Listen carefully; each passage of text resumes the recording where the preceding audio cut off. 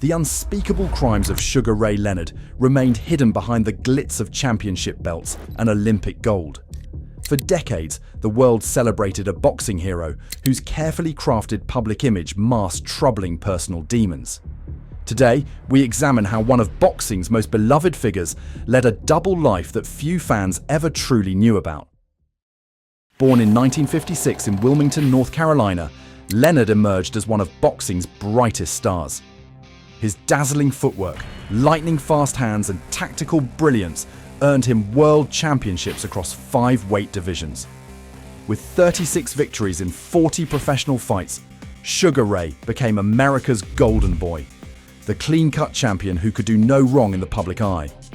His distinctive nickname, Sugar, originated during the Eastern US Olympic trials. Having reportedly lied about his age to gain entry, his performance was so impressive that a trainer remarked it was as sweet as sugar, a moniker that would define his legendary career.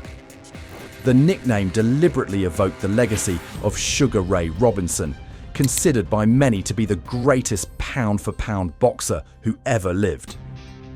Leonard's amateur career was nothing short of spectacular, compiling an astonishing record of 145 wins against only 5 losses, with 75 of those victories coming by stoppage. The pinnacle came at the 1976 Montreal Olympic Games, where despite battling severe hand injuries, he secured the gold medal by defeating 6 opponents, each with unanimous 5-0 scores from the judges. His Olympic success transformed him into a national hero, the smiling, charismatic face of American boxing excellence. Following his Olympic triumph, Leonard initially harbored a desire to retire from boxing and pursue a college education. However, a critical turning point emerged. His decision to turn professional was primarily driven by pressing financial needs. His professional transition was guided by Muhammad Ali's legendary trainer, Angelo Dundee, a partnership that would prove instrumental in his future success. Under Dundee's expert tutelage, Leonard quickly established himself as a formidable force in professional boxing. But while cameras captured his triumphant moments in the ring, they missed the darker struggles happening behind closed doors.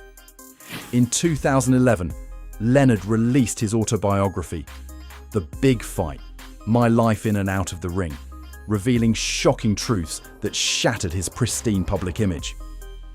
For years, Leonard had meticulously cultivated a persona as an all-American hero and a good family man. He appeared in anti-drug campaigns, telling America's youth to just say no. This carefully constructed facade couldn't have been further from his private reality.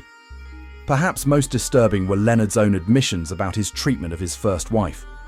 Court documents from their 1991 divorce and Leonard's memoir revealed that he physically abused her, including hitting her with his fists when drinking. His autobiography was described as brutally candid about his ill treatment of his wife and children. The man who displayed such discipline and control in the boxing ring lost that control at home, inflicting harm on those closest to him. The contrast between his public image and private behavior could not have been more stark. His struggles with substance abuse compounded these issues. Leonard openly discussed battles with alcohol and cocaine addiction, describing how his days and nights were wasted on fights which never made the headlines, fights he lost over and over, to alcohol and cocaine abuse and depression. The champion who preached against drug use to America's youth was himself trapped in addiction's grasp. The book also touched upon infidelity and womanizing, completing the picture of a deeply troubled private life. When the Los Angeles Times broke the story of his admissions in 1991, based on divorce court documents, many fans were stunned. The revelations were particularly shocking given his carefully maintained public persona. Yet what's equally troubling is how the media handled these revelations.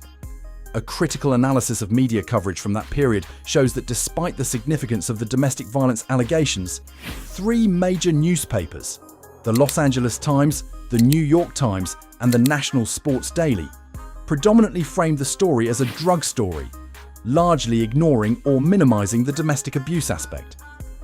This selective framing was attributed to the existence of a readily available media template for jocks on drugs narratives, which presented such stories as moral dramas of individual sin and redemption, making them easier to report without challenging the sports establishment. When domestic violence was mentioned, it was frequently presented with softened language, framed as claims despite Leonard's own admissions, or incorrectly attributed solely to drug and alcohol abuse, ignoring the deeper issues at play. This demonstrates how media can perpetuate societal denial of sensitive issues, especially when they involve beloved public figures. The narrative took another disturbing turn when Leonard revealed he had been sexually abused on 2 separate occasions during his youth. He provided details of an incident in the mid-1970s involving a prominent Olympic boxing coach in his 40s who assaulted him in a deserted parking lot while discussing the upcoming 1976 Olympics. Leonard chose not to name the coach. He explicitly linked his later struggles, in part, to this childhood trauma. Leonard's autobiography additionally detailed his experiences growing up in a household affected by alcohol abuse and domestic violence, fathering a son at age 17 and witnessing violence and racism in his childhood. These revelations paint a picture of generational trauma and learned behavior that, while not excusing his actions, provides context for understanding the complex factors that shaped him. What makes Leonard's story particularly troubling is not just his personal failings, but how the sports world and media enabled him by looking the other way. There was no established narrative for reporting athlete domestic violence, which was still often viewed as a private matter. His professional boxing record shows both his athletic brilliance and the physical toll of the sport. Leonard's fights against the other 4 kings of boxing, Roberto Duran, Thomas Hearns, and Marvin Hagler, were legendary encounters that defined an era. The no-mass fight with Duran, where his opponent famously quit, and his dramatic comeback against Hearns after his trainer Angelo Dundee delivered the iconic exhortation, "You're blowing it, son! You're blowing it!" showcased his mental resilience. Yet while his strategic brilliance made him a superb tactician in the ring, he struggled to manage his personal life with the same skill. The stark contrast between Leonard's carefully constructed public image as a clean-cut hero and his private struggles highlights the immense psychological pressure placed on celebrity athletes. The pressure to embody an idealized public image likely led to the suppression of his private suffering, fostering what his biography described as another, darker ray battling for dominance. His public anti-drug advocacy, while seemingly hypocritical, could be interpreted as an attempt to distance himself from his own demons. Leonard also made groundbreaking financial history, becoming the first boxer to earn over $100 million in fight purses. This financial milestone was not merely a personal triumph, but a pivotal moment in the commercial evolution of boxing and professional sports as a whole. His immense popularity, combined with his exceptional ring prowess and high-profile rivalries, demonstrated that individual athletes could command unprecedented financial value. His victory over Marvelous Marvin Hagler in 1987 exemplifies his tactical genius. Entering as a significant 3-1 underdog against the undisputed middleweight champion, with the vast majority of boxing experts predicting a Hagler knockout, Leonard executed a masterful game plan. His pre-fight analysis identified Hagler's vulnerabilities, noting his susceptibility to lead rights and his reduced effectiveness when forced into the role of aggressor. Leonard outboxed Hagler, frustrating him by avoiding his powerful right hand and controlling the ring. His close but deserved split decision victory captured the WBC middleweight title in what is considered one of the greatest professional boxing matches of all time. Leonard's ultimate decision to reveal these painful truths in his autobiography was described as driven by a profound desire for personal liberation. As he stated, "I realized I would never be free unless I revealed the whole truth, no matter how much it hurt." His book presented a narrative of rise, fall, and ultimate redemption, emphasizing the message: it's not the sins we commit that will define us. It's how we respond to them. This framing attempts to position his story as one of overcoming personal demons. Today, Sugar Ray Leonard continues his public life as a boxing commentator, motivational speaker, and philanthropist.